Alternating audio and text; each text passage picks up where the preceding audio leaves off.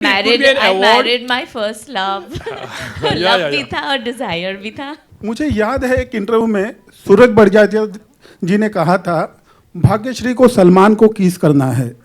उस वक्त आप कंफर्टेबल नहीं थी, एक मिरर का सहायता ली गई थी. आज इस बोल्ड फिल्म को करने के पीछे ये जो परिवर्तन आया है इतने सालों में, किस तरह से आया आप में? देखिए, बोल्ड फिल्म है क्योंकि बोल्ड सब्जेक्ट है, लेकिन जैसे कुंजन जी ने पहले ही कहा है कि बोल्ड सब्जेक्ट का ये मतलब नहीं है कि न्यूडिटी दिखाई जाए या अपनी भारतीय संस्कृति को भूला जाए. तो वही चीज़ मेंटेन की इस फिल्म में भी. इस फिल्म में भी किस नहीं है.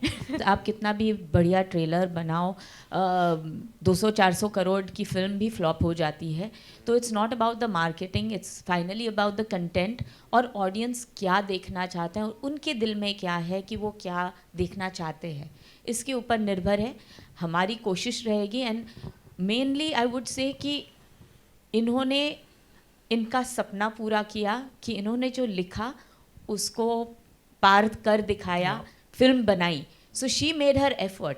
अब कहते हैं ना, कर्म करना अपने हाथ में है, फल देना भगवान के ऊपर. हमारे टाइम में ये कहा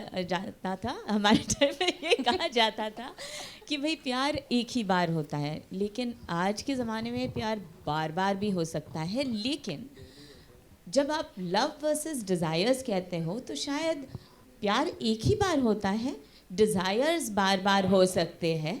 और कभी खूबसूरत चीज़ देखते हैं तो नज़र में आनी चाहिए, उस खूबसूरती को अप्रिशिएट भी करना चाहिए. लेकिन डिज़ायर्स जब आप अपनी सीमा लांघ कर आप डिज़ायर्स को प्यार बना देते हो, प्रॉब्लम तब होता है. तो लव को लव और डिज़ायर को डिज़ायर अलग अलग ही रखना चाहिए. गुंजन जी ने ये जब लिखा है गीत, इस पे सारे इमोशंस बाहर आ गए हैं. दिल का दर्द समझ में आता है, प्यार का एहसास समझ में आता है. और चंदन जी का जो वॉइस था वो इतनी सुरीली आवाज़ है कि दिल में जाके बस जाती है. तो ऑब्वियसली मेरे लिए भी ये फर्स्ट एक्सपीरियंस था जो मैंने सॉन्ग देखा ये, and it was beautiful. I mean I really loved it. वाकई मुझे लगता है कि ब्लैक एंड वाइट सिर्फ न्यूज़पेपर होता है. हम सब इंसान जो होते हैं, हम ज़िंदगी को चाहते हुए भी ब्लैक एंड वाइट में नहीं देख सकते. हम आपस में अपनी दोस्तियों को, रिलेशनशिप्स को, एक दूसरे को हमेशा कोई ना कोई एंगल से जज करते हैं और हमारा बोलने का, बिहेवियर का तरीका हर इंसान के साथ अलग अलग होता है. और उसके वजह से जो हम कहते हैं ना कि इंसान या तो सच्चा या ख़राब होता है, अच्छा या ख़राब होता है, वैसी बात कभी नहीं होती.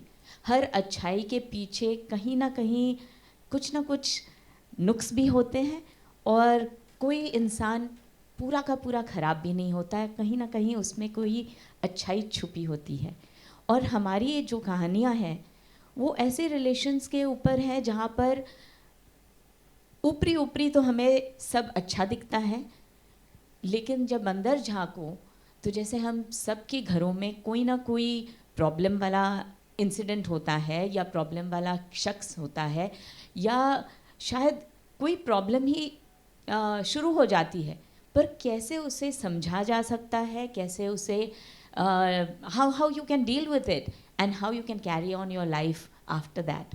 So these are very, very interesting stories, something very different than I think it's never been shown before.